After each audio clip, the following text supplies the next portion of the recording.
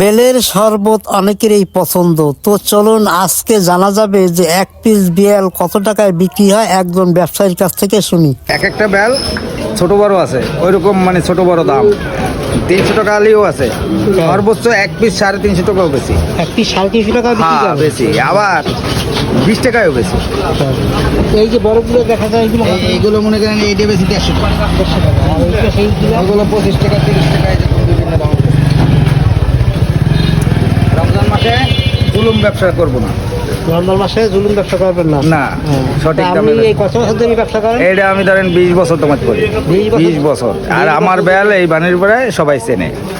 দর্শক, আজকে এই ব্যবসায়ীর কাছ থেকে আমরা জানতে পারলাম এক পিস বেল সর্বোচ্চ 350 টাকায় বিক্রি করছেন, কিন্তু এখানে ছোট বড় অনেক বেলই রয়েছে যেগুলো অনেক কম দামে বিক্রি হচ্ছে। দর্শক, ভিডিওটা ভালো লাগলে অবশ্যই লাইক কমেন্ট শেয়ার করবেন। ধন্যবাদ।